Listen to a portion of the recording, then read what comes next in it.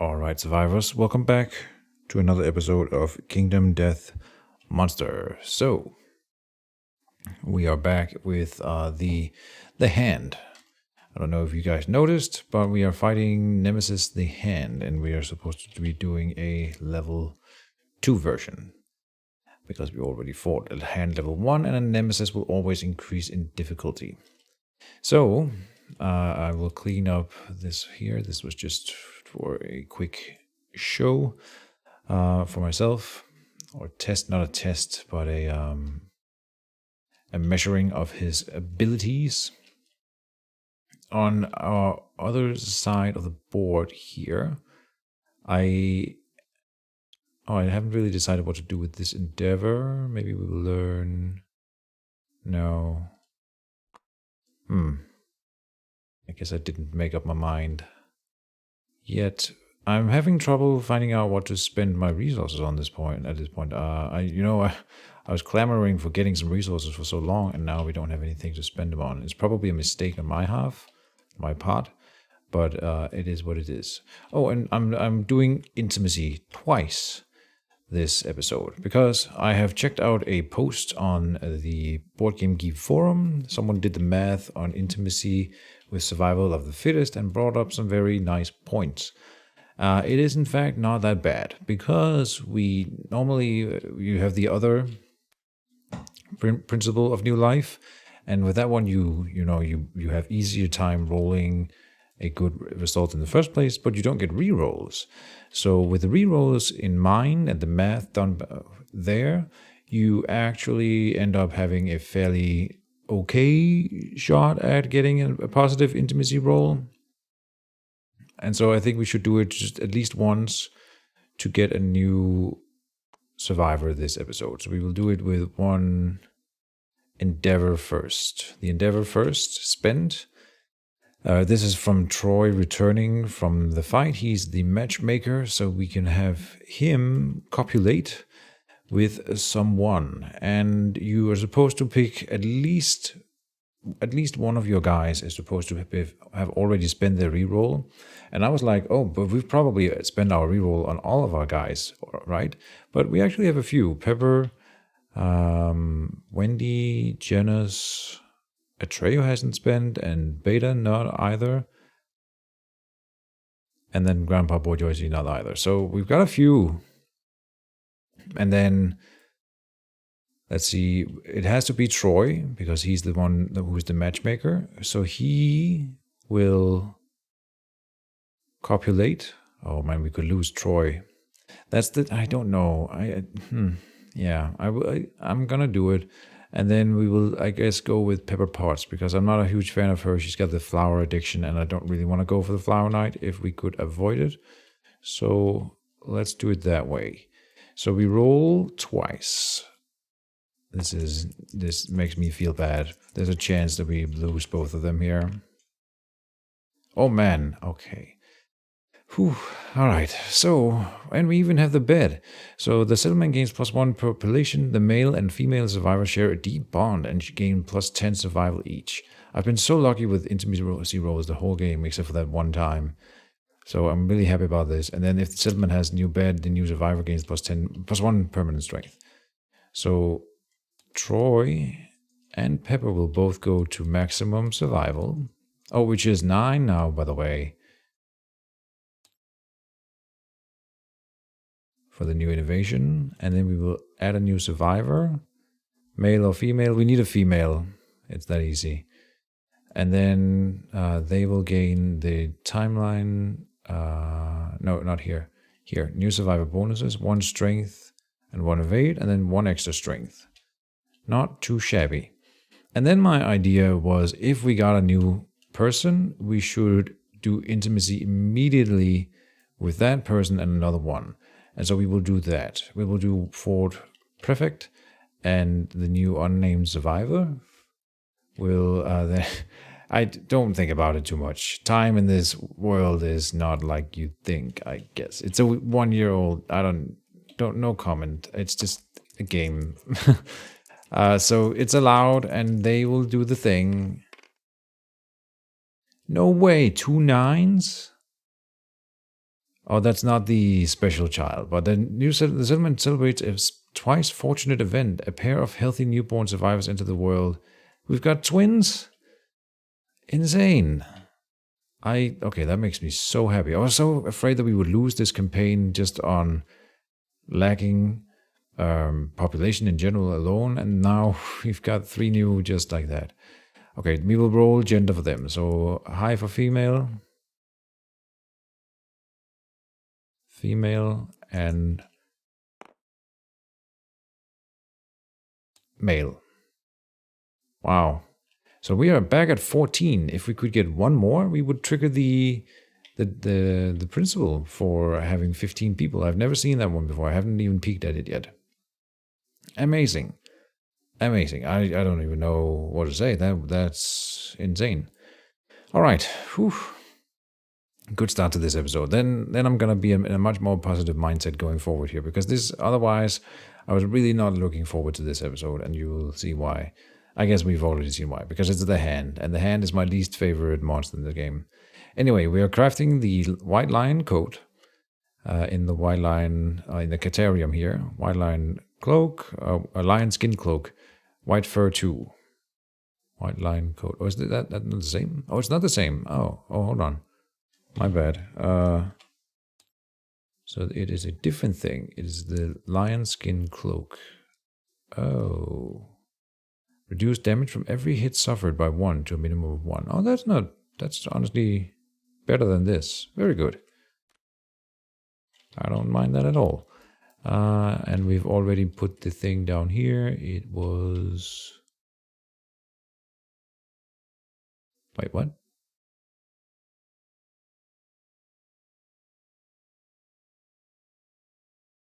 Did I not? Oh, am I blind? Oh, it's here. White lion cloak. Instead, we will get in the lion skin cloak. Reduce damage from every hit suffered by 1 to a minimum of 1. But no, we will not find any monsters doing hits with less than 1 damage anyway. Or less than 2 damage anyway. So it should be good. Very nice. All right. So that's that one done. We are crafting 1 bright acanthus. Again, it has been added on the left side. We've got so much acanthus to work with and spend for various things if we want to. Then we are doing the crimson candy with all my bitches, who still has the intracranial hemorrhage, which we can get rid of here on a 7+. Let's attempt it. Oh no. Oh no. -1 permanent accuracy. Damn. That's this one here. I guess there's no helping it. Could spend lifetime. We've already spent, so anyone can spend their lifetime reroll on that, but damn, no, we won't. That's just not good. Okay. Crap. I don't even know if it's worth spending another endeavor on then trying to get the intracranial hemorrhage off of her. The thing is, she's gonna hit with the Twilight Sword on 10s now. It was 9 before. Then I've given her the Lionite badge with 1+1 accuracy, so 9s again. But goddamn, that's... And 1 die, you know. Oh, whoops. So that's... I mean, I guess we will try to get rid of the intracranial hemorrhage again. And we do. Okay. The Crimson Treat burns your ribs and your sinuses, healing intracranial hemorrhage and gaping chest wound. Intracranial hemorrhage gone. Alright, but -1 accuracy. There's a thing about being able to get rid of negative stats somehow. Here, Elixir of Restoration. If you roll a 10 on this thing, we can get rid of 1 negative attribute from all returning survivors. So maybe I'll do that when they come back here, if they come back here. That would be better if we had multiple with negative stats, but I don't believe we have anyone else suffering from a permanent negative stat anywhere. Oh, that's incorrect. Pepper Potts. But Pepper Potts cannot go on this mission. No. Okay. Anyway. Now we will go on the mission. And this will be our team indeed. So it's Fort Prefect, Beta Dungeons. Oh, I could bring one of the new people. You know? Just to have some throwaway peeps here. Yeah. Hold on, I had a name prepared. Hold on, I'll go grab it. I don't recall what it is. Right, I forgot. We have not been in the DC universe yet. So I was gonna go creative, but honestly I'm just gonna be boring. Don't hate me. Bruce Wayne joins the fight. With 1 survival then. And instead of... I really don't want to wound with anyone except for the Twilight Sword, really. So I think we will take Genos out. And install Bruce Wayne. His parents aren't dead yet, so he's not super powerful yet. And and yeah, so the thing about the hand, let's bring up the hand. The hand and level 2 is you guys will probably recall at the bottom of the deck here will be the applause. I should not have done that. I should not have looked, but we will go like this, shuffle that deck, look at it, and there's a chance that we die outright from this, and then there's a chance that we die, lose a population when we win against him also. So this, and he's got kill shots in his deck, and probably more now that we are playing a higher level of him. So he's just super fun, this guy, and that's why I thought we needed to try to get some intimacy going and get some new people, so we have some sacrificial fodder for instant kills and stuff. And now we do, so that was nice. I'll take it. The goal, once again, we are bringing low-tier people. We will just try to survive and come back home without too many scratches. I will not bring the axe because it's irreplaceable. The Hours Ring will not go on you then. Flower Knight Badge is unique. Irreplaceable is the tag that we're looking for. Unique, not so much. So irreplaceable on the Twilight Cloak. But I will probably put the Hours Ring on Beta here. We can put the Bone Sickle over there, then give the Dormant Twilight Cloak here. Good enough. So she's fairly well adjusted. We could take the bandages out, but it's important that you have 1 blue, 1 red, and 1 green. You do not have a green anymore. Ah, that's right. That was why we brought the pickaxe. The bone sickle, sorry. Can we get a green affix in a different way? Yes.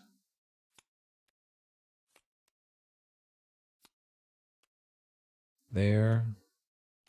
That's the leg armor. Here's the bracer. Oh, but now we don't have a red affix. Damn it. Can we get a red affix in a different way? Yes. By bringing a knife to a gunfight. We don't need to attack with Bruce Wayne at all. It's such a boring fight. I don't like this one. It's just my opinion. Yeah.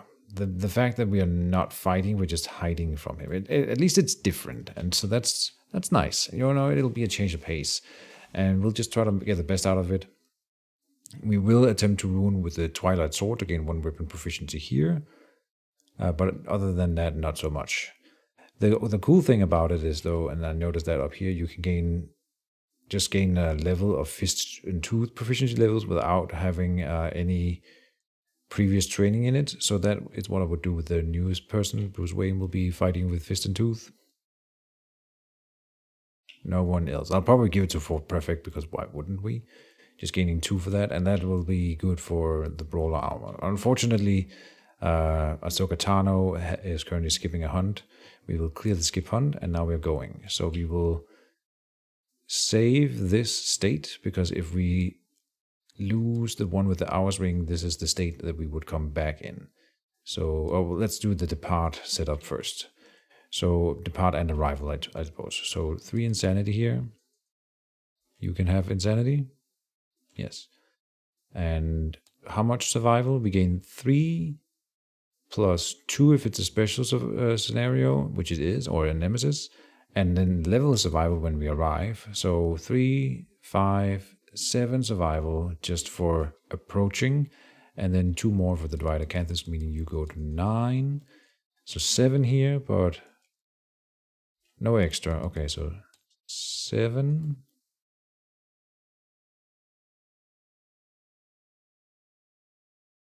And 2 more survival there. 9 here because of the Dried Acanthus. And 9 here because of the Dried Acanthus. So we almost always get to full, which is really nice. Then 2 insanity for everyone.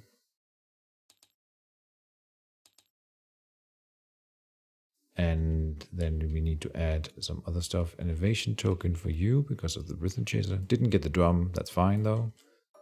Here 2 evasion tokens for Flower Knight Badge and Rawhide Vest. More survival for other things here. Then you 2 movement. Because you are insane. You're not yet insane, but you will be from... You're always insane, so you get the 2 movement.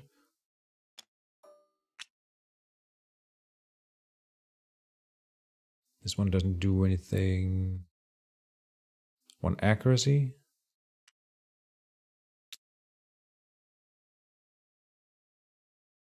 And then I don't know. Over here, 1 insanity there. Can't use this if you have 3+ understanding, but you don't. And we will add 2 acanthus plants to the showdown. Didn't roll any randomly. So search for acanthus. And here.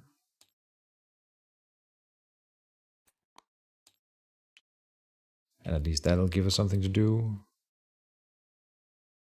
We should start in the corner, as far away from him as possible. Oh no, that's not true. We might want to... Sometimes we will have to go in case he is doing some tricksy business. Go closer. 1, 2, 3, 4, 5, 6. There. Toppled pillar. At least 5 spaces away from the monster. Let's just go like here. And a stone column. 3 of them. Or we can use those, right, to not get knocked off the into oblivion off the board, something like this. Something about them having to be 4 spaces from at least from all other terrain, and they are good. Topple pillar, acanthus plants, giant stone face that he's standing on top of. Good. And then we're more or less ready. We are polarized with you here. Oh no, we can get rid of that. Ah, look at that. So now you're not polarized at all. And no fixes here at all, so not polarized. Then blue, red, and a green, so not polarized. And here it's 2 green, 2 blue, and 2 red, making him and her not polarized. Good. So they won't ever use the green, blue, and red lens. Again, I don't like that mechanic either, because it just forces you to do a weird gear setup, and then they don't ever get into play, basically.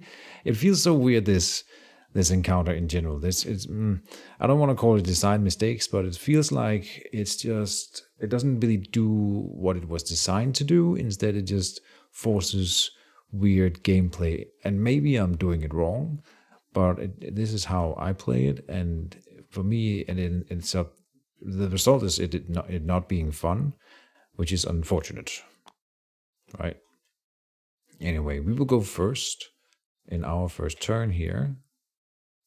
The survivors are defending, they go first. Alright. Did I do all the endeavor thing? Yeah. Okay. Sorry if this episode is a little bit weird. You might even want to skip it, but honestly, stuff might happen here. You never know. So we will want to try to get the Twilight Sword activated. In the first turn, we are going to set up our little token system.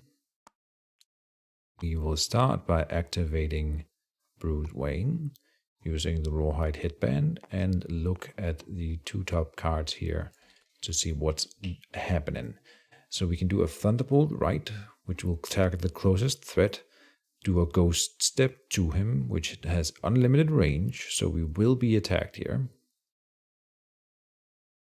With speed 2, fairly low accuracy, high damage though. Yeah.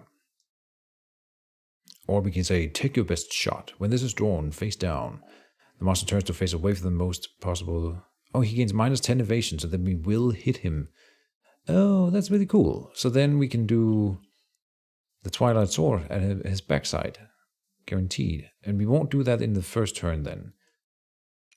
Right? Because I think we would take the Thunderbolt right and then make sure we get the take your best shot in the turn after. Because then we know where he's going to be. We can set that up with Thunderbolt right. Or we can avoid this one entirely, or try it at least. Because we can get to him in the first turn and hit him in the backside. Well, it doesn't matter. Is there any point about being like strictly behind him? Moves one space forward, crosses his arms. If a trap is revealed for any reason, place the monster behind the revealer. See, so we don't have to be in the blind spot, and we can dash with all my bitches in the first turn to get there. And so then I think we will just put that on top. Sure. And set it up. Oh, we don't even have to dash. We can just move closer. So meanwhile, that was white acting. Might as well move up a bit. Then red will go and pick up an Acanthus with the +2. Getting an Acanthus.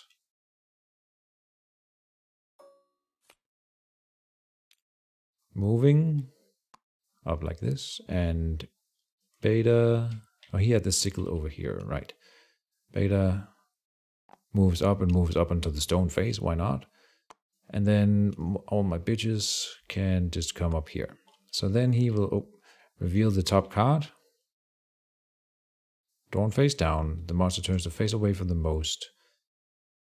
Survivor then moves one space forward.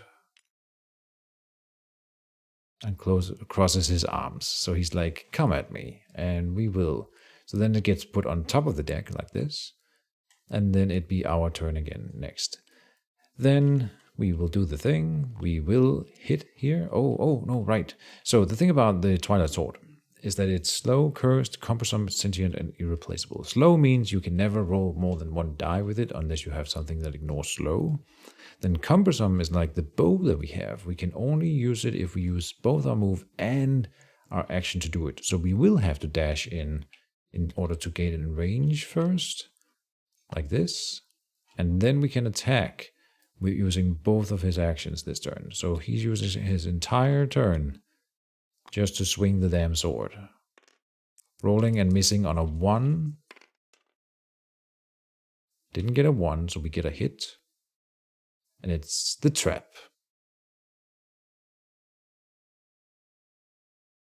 You can't see me, but I'm shaking my head. If a trap card is revealed for any reason, place the monster behind the revealer. The revealer suffers the following. No penalty because we don't have any of those eyes activated. Then perform basic action targeting all survivors one at a time, starting with the survivor that drew this card. What luck we are having. A survivor with King's Step has a startling realization. They may spend 1 survival to gain +6 invasion until this trap is resolved. King's Step. I don't know what that is. I don't think we have that. So basic action. Modify each basic action depending on which lenses are open. None of them are. So nothing happens. No. Okay. Basic action. Random survivor. Well, 1 at a time, starting with the attacker. Perform Ghost Step. Ghost Step has unlimited range. Move the monster until it passes through the target, then stop. Turn to face the target.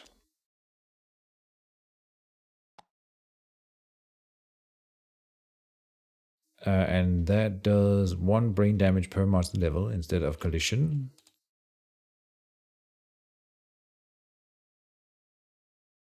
Good. Then speed 2, which is 1 more, so speed 3. And damage 5. We have 1 evade here only. Yeah. What a way to start this encounter. I was only gonna attack that one time.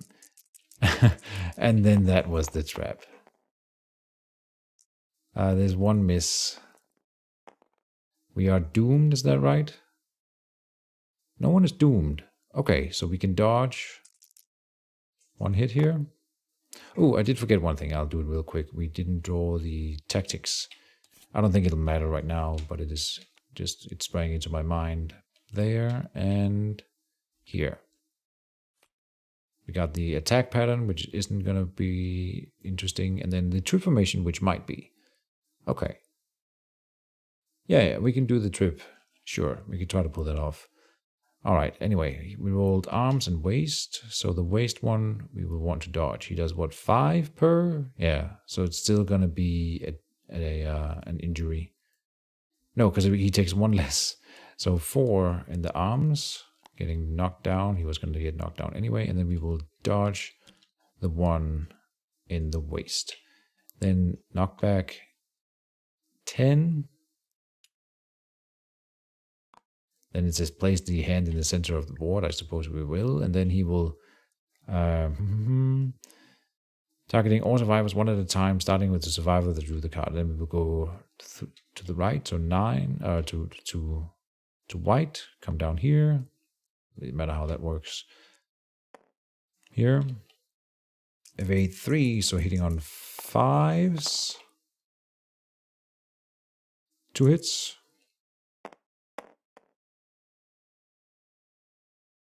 Body and legs. So this will be an injury. We will dodge the one in the body.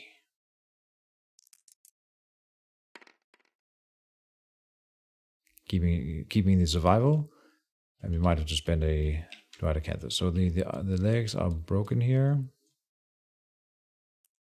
We'll roll 1d10. 6. Torn Achilles tendon. Your leg cannot bear your weight. Until the end of the showdown, whenever you suffer light, heavy, or severe injury, you are also knocked down. Skip the next hunt, gain 1 bleeding token. Alright, that could have been worse.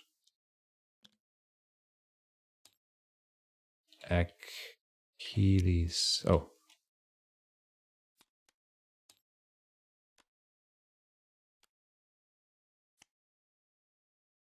Torn Achilles tendon. Skip the next hunt, and then knock back 10. 5, 10. Then he gets put on the middle of the board. Then he will go for red, and we can... This is closer, this is closer. Oh, and he also took 2 brain damage. Then here... Oh, this one is... oh, we do have the darkness awareness. It's here on all my bitches, right. Hand goes here, 2 brain damage. Then on evade 3, so hitting on 5s. 3 hits. We might actually be able to tank this. Not this one. Head, body, and waist. 5 each. We will dodge one of them, of course. So this dodge the one on the head. So body and waist. Knockback 10.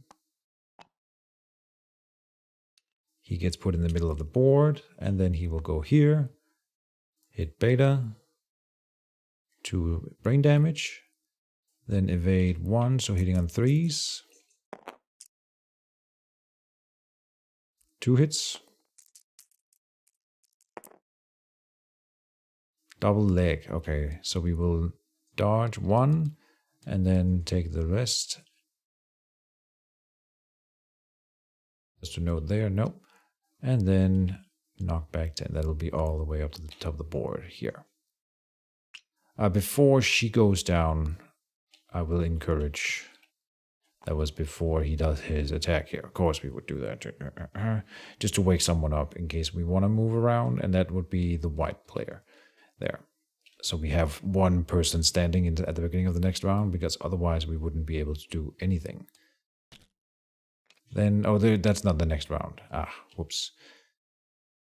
So we don't have all the dodges are spent, basically, but we won't really be doing anything. We will just be that's this thing discarded. Oh, it gets discarded now when this is drawn face up. Draw AI. Oh no, oh right, we were doing our turn. Blue has acted. That's the end of Blue's actions. So then, right before Beta is knocked down, she wakes up Bruce Wayne. He will go and use the Rawhide headband. Oh, we know what's gonna be down here. Huh. Survivor, closest threat will be Bruce Wayne. So he's gonna get murdered. Can anyone dodge and tank that? No. Huh. See, it's closest threat, so we could wake someone else up and then let them take it.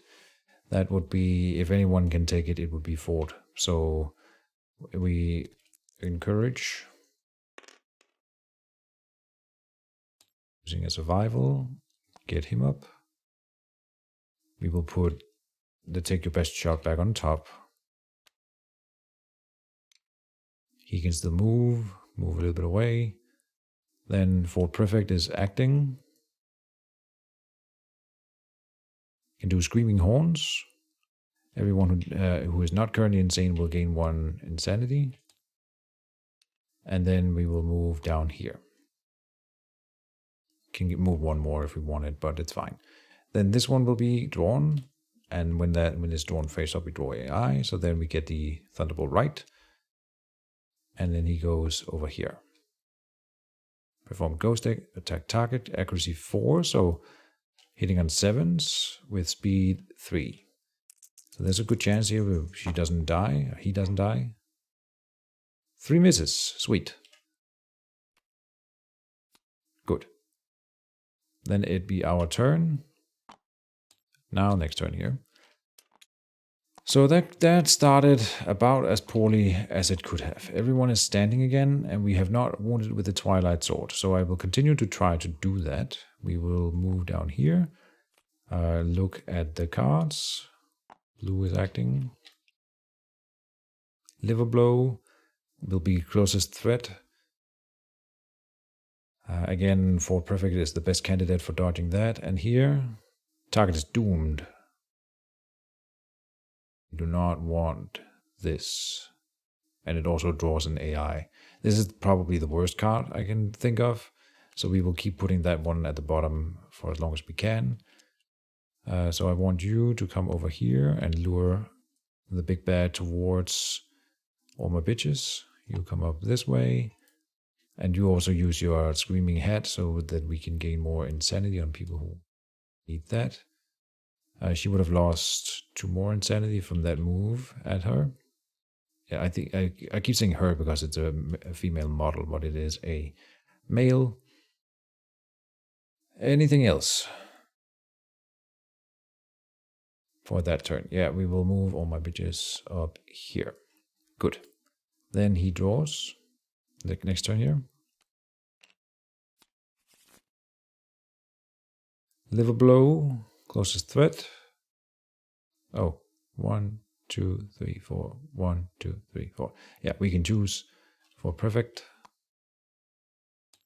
2 brain damage. Then accuracy 2, but plus 3 evade, so 5s. 2 hits, and we have a dodge, dealing 5 damage. Head and waist. So we will dodge the one on the waist and take 5 on the head. Okay. That's him done. Now, I don't know. All my bitches. I do want you to dash in behind him. And roll with a +1 accuracy. So you get to hit on 8 with this swing. You're a wizard, Harry. 7. You're a wizard, Harry. Oh, my bad. I still haven't figured out how to turn that off. Sorry. Anyway, so we did not hit with the Twilight Sword. Then we will, with Bruce Wayne, come down here, look at the cards. We know one of them, the small uppercuts, and the other one is the rude slap. When this card is drawn face down, the monster points at the ground. When this card is drawn face up, the target and attack a survivor in the right spot. The right spot is noted.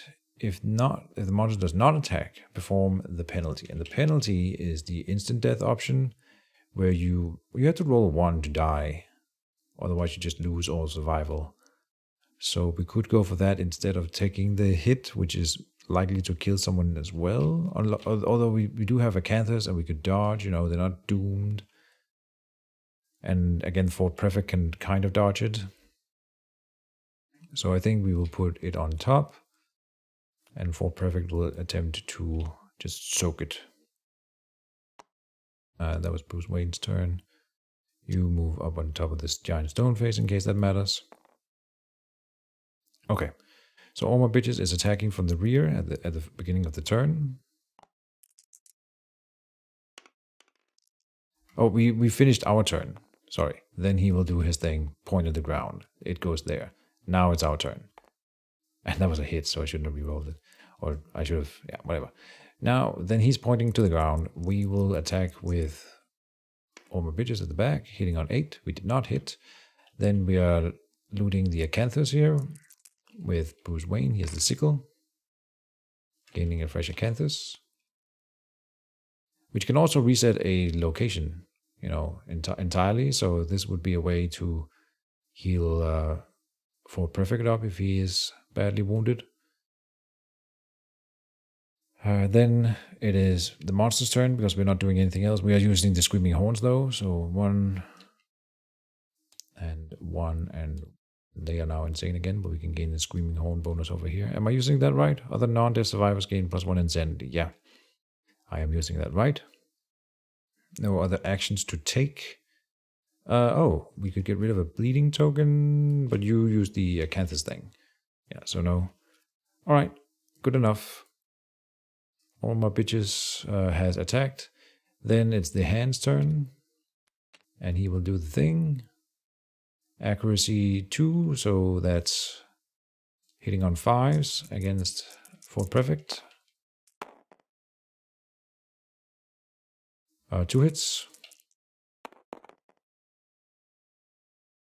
And 6 damage per arms and head. So we will dodge the one in the head. I think we've forgotten to spend some survival here. And then legs, 6 damage. That's 5, and then 1. Fort Prefect is almost done tanking. Can't do much more. But we got through the turn. Then it's our turn. We will open with, let's have Beta do the Rawhide Headband. See what's happening here. There and there. Small uppercut, of course, and then Thunderbolt right. Which has low accuracy, to be fair. So we will probably tank it with Ford again. Next turn. No, not yet, but soon. Yeah.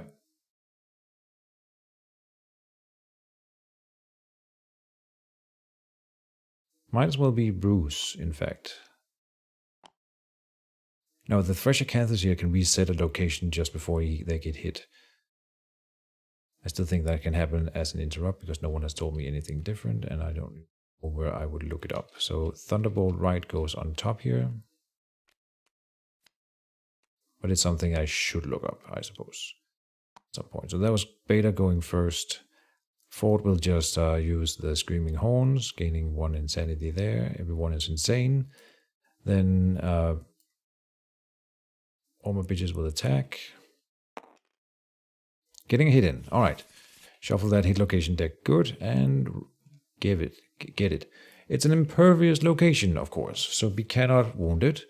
You manage to slip past the hand's defenses, but connect with its indestructible sheath, which only enrages the monster. The attacker gains the priority target token and +1 courage.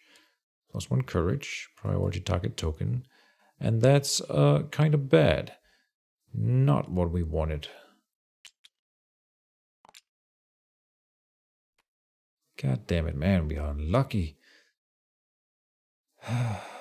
We could do the trip formation.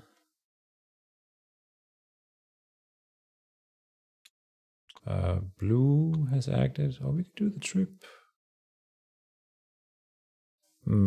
How's that going to help?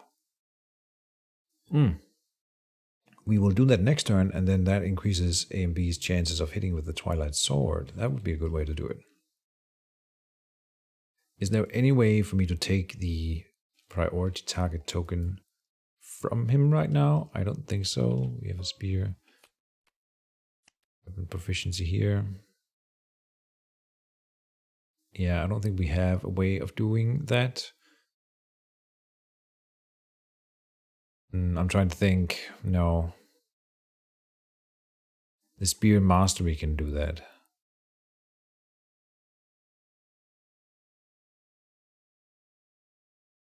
Okay, so best of luck, A and B. I'm thinking. Why do we have 3 evade here? Because 1 invasion token. Have you not been knocked down? You must have been. So I've been doing this wrong. You have 1 less evade. Okay. Yeah. Not much to say about it. Thunderbolt right. Oh no, we're not drawing both. Thunderbolt right is drawn. Perform ghost step. Come down here. 2 brain damage. Then speed 3, accuracy 4. So it's hitting on 5s because 1 evade. Of course, all of them hit.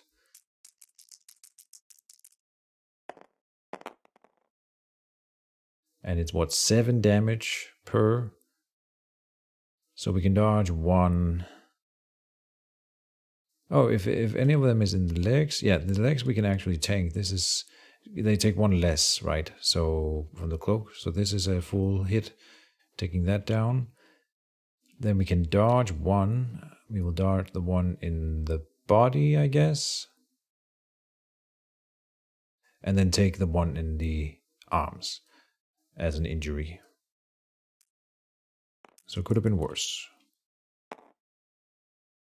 3 is bleeding. 2 bleeding tokens. Really? That's it? Wow. That is lucky. Good. And knockback 12. No, that's only if it's the red eye. So no knockback. Okay. Fairly decent outcome. And now we cannot do the trip formation though, because he's up against the wall like this. So that's not going to happen. Priority target token is gone. We will encourage him.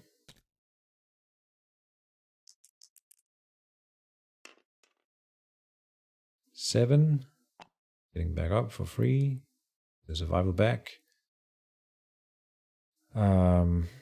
We will have Beta look at the deck.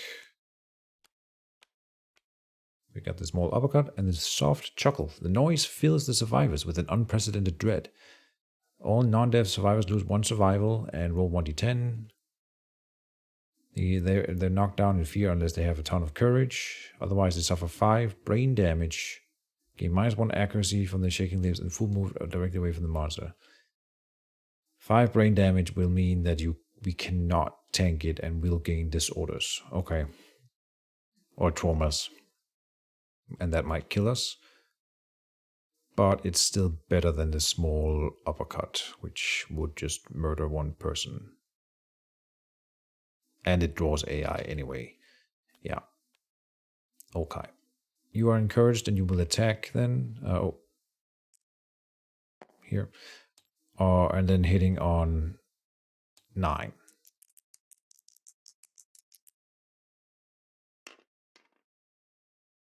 4.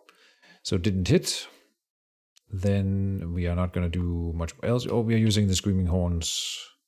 Not that it's going to matter because all of this brain damage gained back. Oh, no one gained. Oh, you gain 1 there. Okay, then the hand will draw a card at the next turn.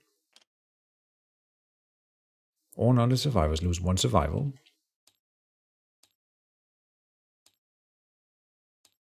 And there.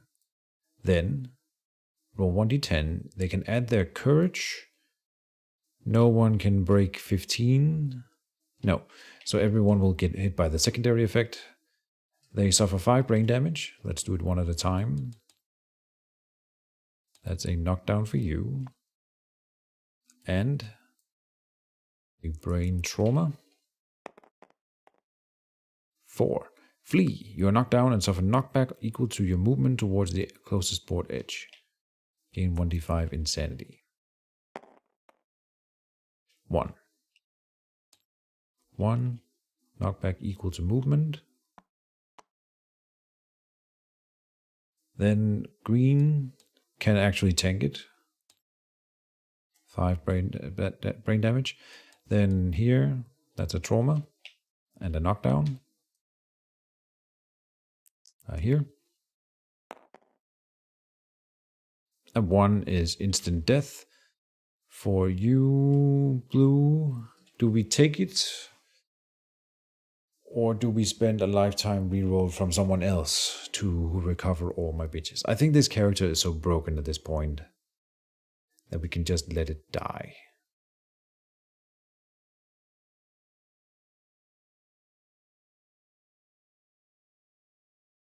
I don't see it being good anyway. The Twilight Sword will be lost, but with -1 accuracy, which is what it currently has, right? Even accuracy token there. So we would lose the Twilight Sword and the Blue Lantern, and that's it. And the Husk of Destiny.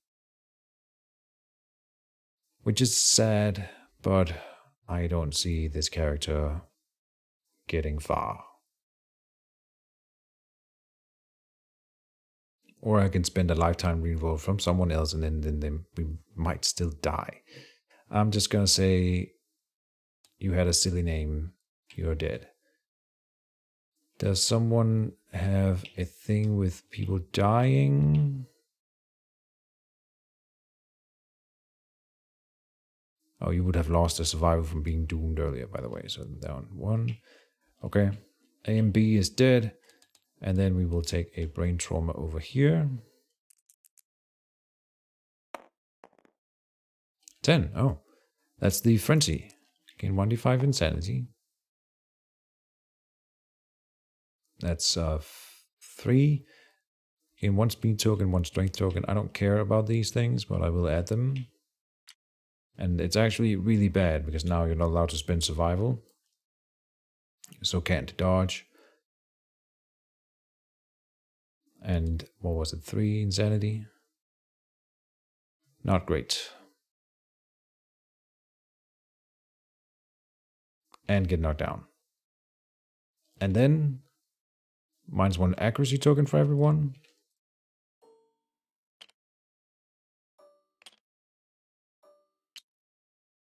And then full move directly away from the monster.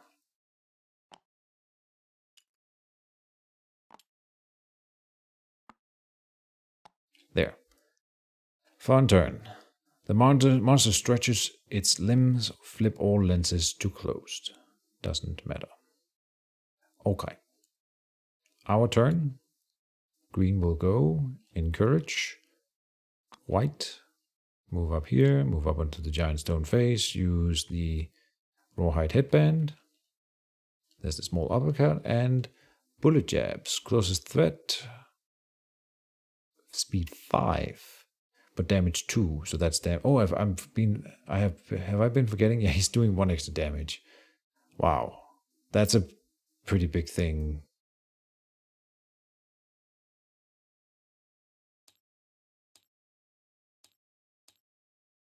Not that it matters, that small thing, but we should have rolled an injury, I guess, here and here. Maybe here. And there. Okay, I'm gonna roll an injury then for Bruce Wayne. Let's just do that. Did I remember it for you? I don't remember. All right. For going forward, he will do more damage as well. Bullet jabs is really bad then. So is small uppercut. And it draws AI. So we will put that one on the bottom. Bullet jabs on top. it will attack the closest threat. Who is going to be the closest threat then? We could use the hours ring to reset the entire encounter if we just sacrifice beta, you know, and then we would also get A and B back. That might be a play. Oh, because then we wouldn't have drawing the trap here was really what wrecked me. So maybe we just tank it with beta and see what happens. If they die, we use the hours ring on this encounter and we can try to get people back. Or I could try to tank with someone else, and then if they die... No, I'll tank with beta here. Bruce Wayne move up there. Okay. And do we have brain to tank it? Yeah. You can't use survival at all anymore. This battle has gone about as bad as it could have. He goes up there, moves through beta, who takes 2 brain. Then bullet jabs. Is it 5? So 6 speed. 4, 5, 6 speed. Hitting on accuracy 2+, but with betas 1, so it's 3s. 6 hits. Each doing 3 damage.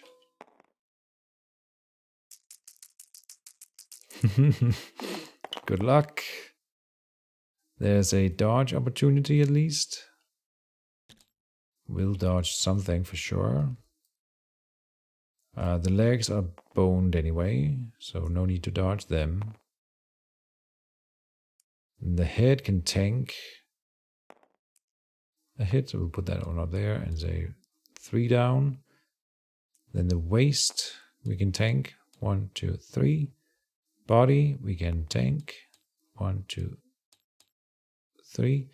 And oh, we got another body that we will dodge then, and then we will take the leg injury.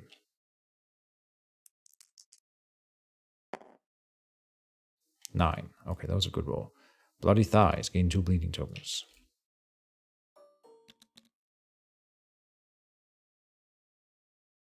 So that could have been a lot worse. Very good. Then it is our turn. We would have gotten the encourage back, but not the dodge because we just spent it this time around here. Then beta move over here. No. Here. You go over there. Fix her bleeding. Beta would have spent the rawhide headband, of course. And Ford is up and standing. Small uppercut, not interesting. When this card is drawn face down, the lineup, the monster casually opens its arms. If the monster does not attack every living survivor, then perform the penalty once. So we will take the penalty for this one. Basically. So it's so boring. We'll skip. So we just do nothing for a turn. Here, move up like that. Then he's going to do the thing. We just don't do anything. Then he will draw the thing face up, and then he will do the penalty. Random survivor. 10. So 1, 2, 3, 4 to 6, and 7 to 9. So that's none of them. Then we will roll again. 6 as then beta. So beta gets the 1d10 of the hand instinct here.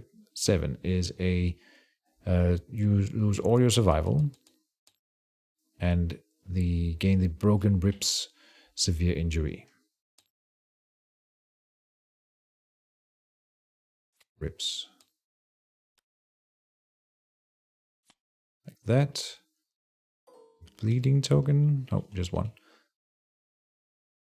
-1 permanent speed. Okay. That was the lineup. Then our turn. We will, with beta, look at the cards. Bullet jabs again.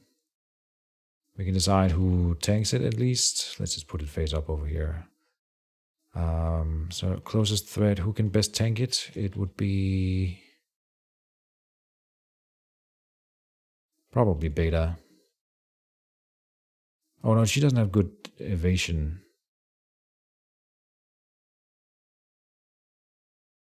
So we will do it with Bruce Wayne. Not sure why you have so high invasion. Oh yeah, you've got 2 evasion tokens here. That would be why. And then we will cure the bleeding token of you. And then move away. Oh, and you will do... we would have insanity on everyone at this point because we've been skipping a few turns, not using the screaming horn. So I'm just going to put them up to 3. So then he does his bullet jabs, going for Bruce Wayne here. 2 brain damage. Then 6 dice. Right? Yeah. Hitting on 5s, I think. 5s. So 1, 2 misses. 4 hits. There's 4 dice here. He does not have leg armor, so the legs are destroyed, and he will take a head injury. A knockdown, of course. And the body is fine. So a head and a leg injury.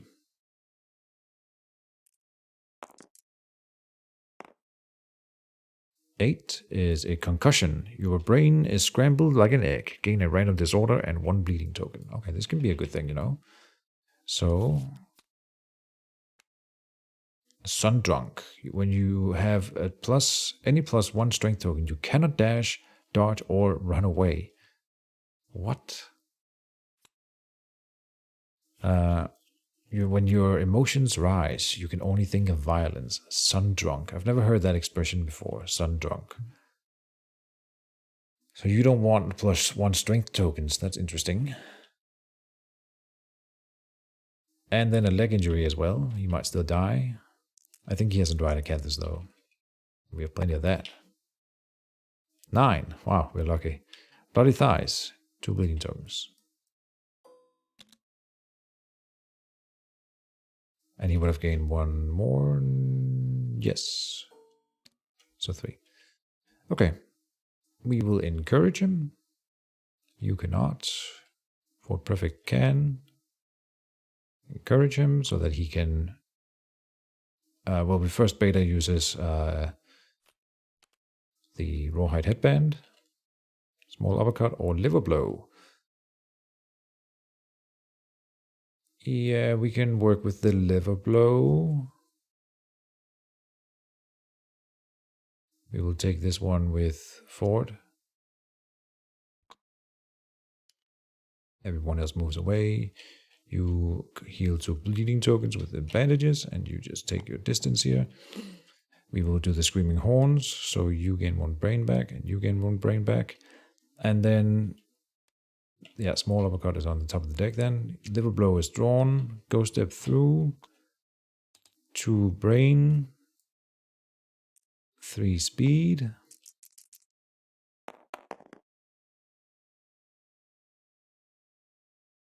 Hitting on force. So 2 hits. And we do have a dodge available. Head and body. Damn, we will take a hit. We'll dodge the one on the head. Take a body hit. Body injury. 5 is a destroyed back. A sharp cracking noise. Suffer -2 permanent movement. You can no longer activate any gear that has 2+ strength. This injury is permanent and can be recorded only once.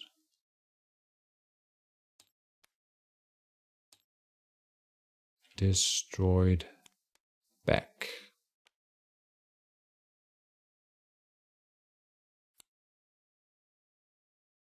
I'm still thinking about sacrificing Beckett, but it's getting pretty late in the fight. We might not be able to sacrifice her and kill her. For the Hours Ring as well is kind of silly. But for a chance at using the Shimmering Sword, the only thing is I really don't want to do this fight again. I really don't. Oh, we could have been doing the blocking thing as well. So I have not been playing this fight well, because we could have done blocking a whole lot. And that would have helped with all the tanking. So in theory, I should be able to do this fight much better. We also do the trap in an unfortunate time. So how about we try to sacrifice Beta for the redoing of the fight? I think I would do that. We'll bleed tokens here, right? Something like that. What did we roll over here? Oh, we didn't roll. I don't know. Liver blow. Didn't really do anything with that. Wait, hold on. We dodged the head blow, so the body took the hit. We rolled a 5. Destroyed back. 1 bleeding token, yeah. Here. Okay. Beta is here. Let's move you. Well, first, you stand back up. You would be knocked down. We will. Oh, we can end the fight. Yeah, it's not a guarantee that she will die anyway, you know. So maybe she will just end up with an injury, and then nothing good will come of it.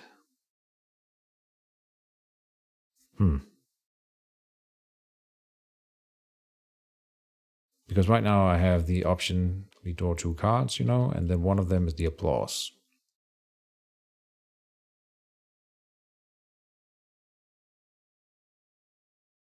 And she can still die from this.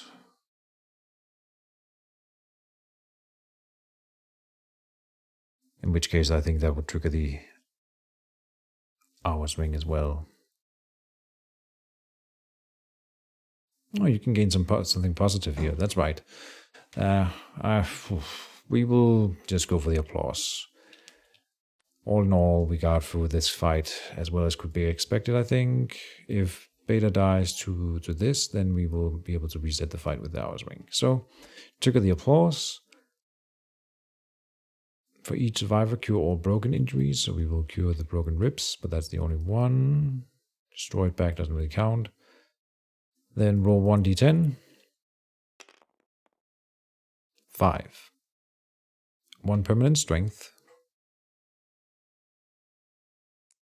Now, Beta, I would actually like you to die here. 3 is not death, it's 1 survival or die from shock. Oh, you do die. Alright, so then the hours ring will trigger. During the aftermath, if you died or ceased to exist, reset the campaign to the previous settlement phases, prepare departing survivor step, archive the hours ring. So, we will do it again, which is really silly.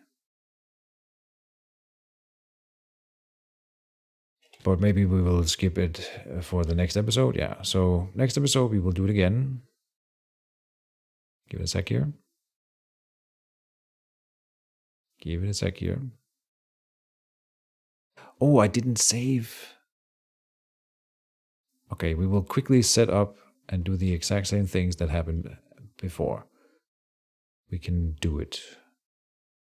Come on, game. Come on, game. Let me... What is happening? Okay, there we go.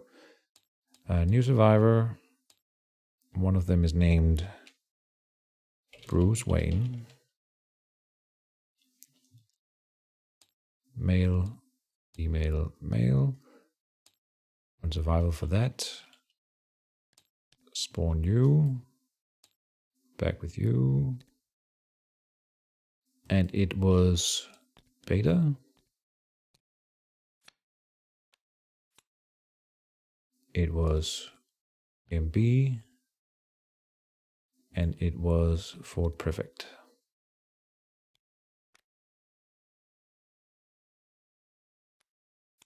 More or less the same stuff will have happened. So love juice there. We got rid of the intracranial hemorrhage. We lost 1 permanent accuracy on MB. Block gone. Confounding formation gone. White fur out for a Caterium gear. lionskin cloak, and 1 fresh acanthus for a dried acanthus. And the hours ring, where is it?